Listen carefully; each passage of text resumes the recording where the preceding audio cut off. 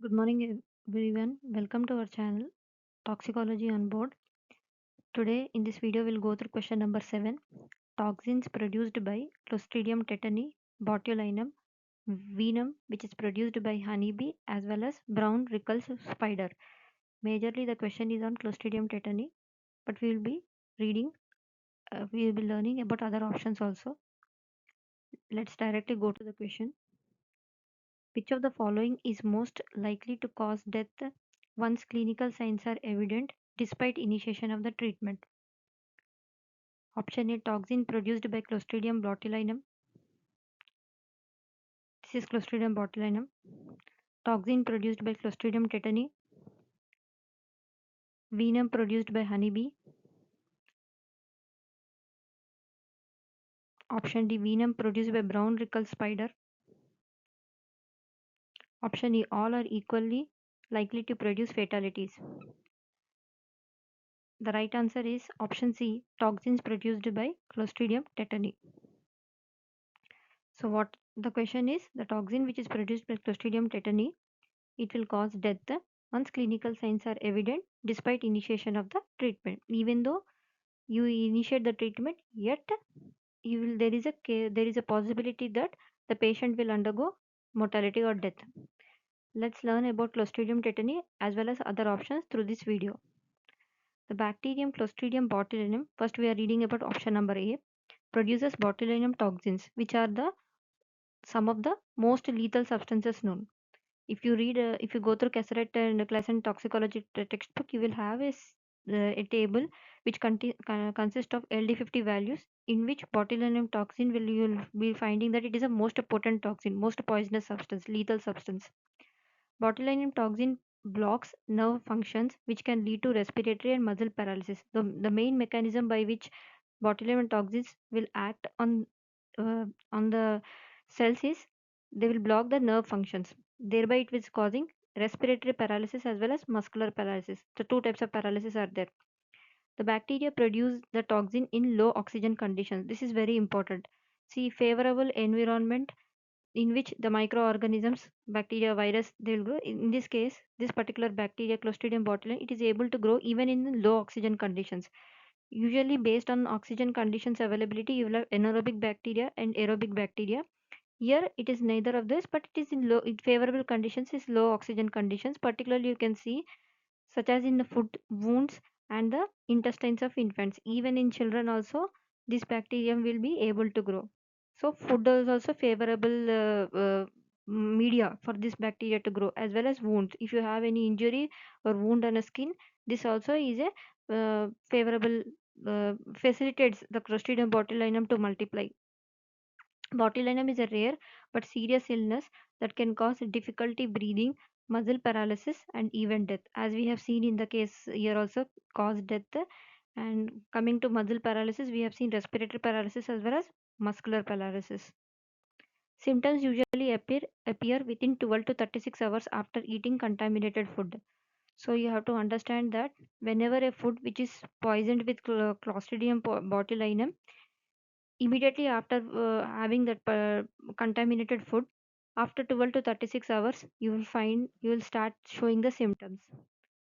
So let's learn more about Clostridium tetani. Treatment requires quick medical attention and an antitoxin.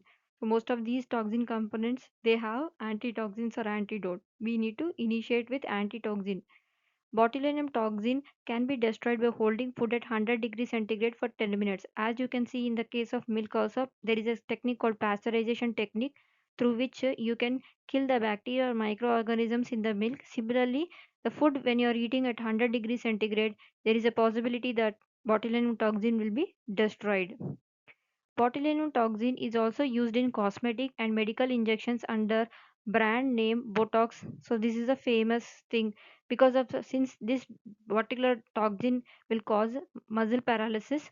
So anti-aging, so wrinkles can be removed by using this Botox injections. So one can understand that any type of chemical which is having which if you are able to understand its toxic dose. If we do not expose to that particular toxic dose, we can use even toxin for our beneficial purpose. Similarly, this is a classic example where botulinum toxin is used for favorable conditions as a botox injections in the case of cosmetic. The bacterium Clostridium tetani produces the neurotoxin tetanospasmin, also known as tetanus toxin, which causes tetanus. So our second option was Clostridium tetani, which is releasing this neurotoxin tetanospasmin, which is a tetanus toxin which causes tetanus. Clostridium tetani is a common soil bacterium and the causative agent of tetanus. So mostly it is seen in soil bacteria. Clostridium tetani produces potent neurotoxin tetanus toxin TENT, also known as TENT, which is responsible for and often fatal neurological diseases, tetanus characterized by spastic paralysis. So you can see in the previous slide we have come across respiratory paralysis, muscle paralysis, and this is spastic paralysis. Let's go through the third option, the venom produced by honeybees, also known as epitoxin. So one question on this might you can get in your board exam. It's a complex mixture of proteins, peptides and enzymes, carbohydrates and other compounds. As I said in my previous video, we were discussing about cobra venom. There I said that always you'll have, or most of the time, these venoms or poisons will have cocktail of various components. Mixture will be there. So similarly, in the case of honeybee, the toxin which is produced, the venom which is produced by this honeybee, it is having epitoxin, a complex mixture of proteins, peptides, enzymes, carbohydrates, and compounds. So most of the time, protein peptides are the nature of the chemical nature of that particular toxin.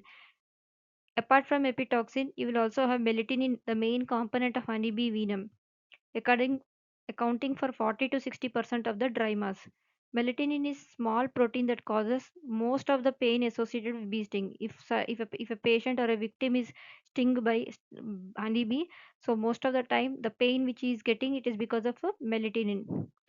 Phospholipase A2. In last video also, when we were reading about cobra venom snake, phospholipase A was the main lecithinase was the enzyme which.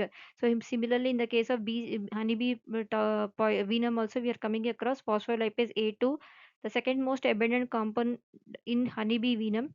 Apart from this one, 40 to 60%, this is accounting for 10 to 12% of its dry mass. Phospholipase A2 is the most allergenic and immunogenic protein in honeybee venom. That's why whenever you are stung up with any, you will have some redness at the site of a stinger. Honeybee venom also contains epamine. So we have come across epitoxin, we have come across melatonin, and third one we are coming across epamine. Mast cell degenerating, degranulating MCD peptide, adolapine, secapine, as well as procamine. Honeybees use their venoms as a self defense weapon. So you have to understand that most of the time these plant toxins or animal toxins, their main agenda is not to attack human beings or other animals. That is only because of for their self defense weapon. Okay, to protect their nest. The venom is produced in glands in the bee's abdominal cavity and injected with their stings.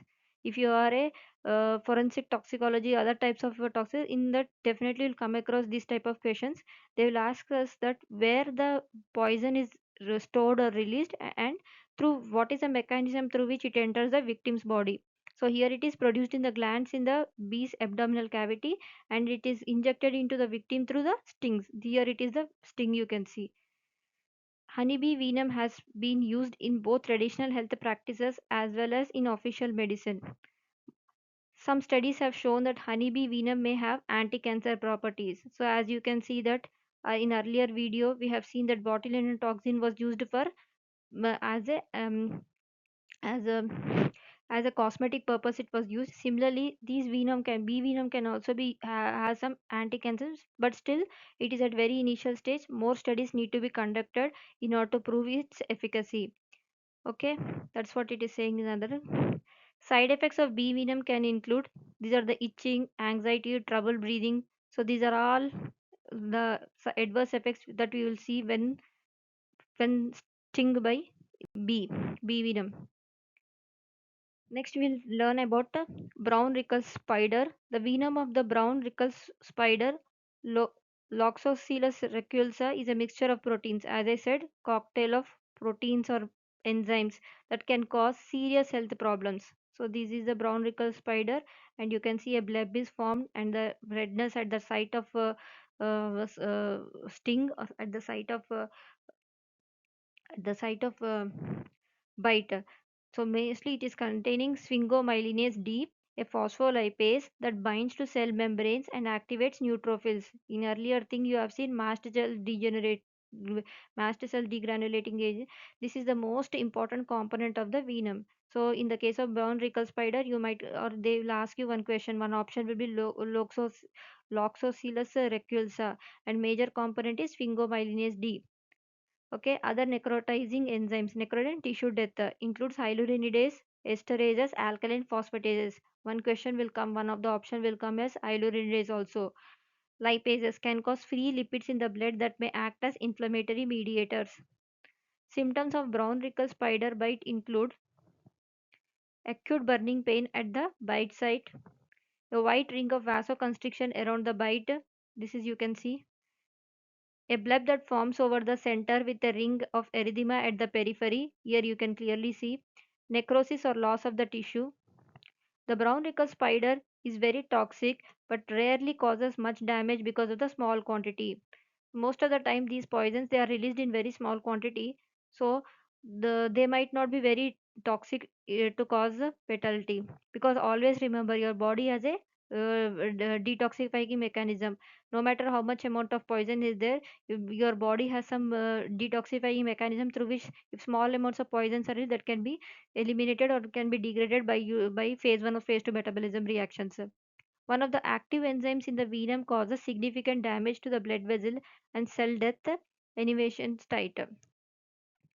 Hope you are able to learn through this video about botulinum toxin, botulinum tetani, as well as the venoms from brown recluse spider, as well as from the bee sting. Be curious. For any questions, please comment, like, subscribe, and follow my YouTube channel, Toxicology on Board. All the best for your exams. Thank you.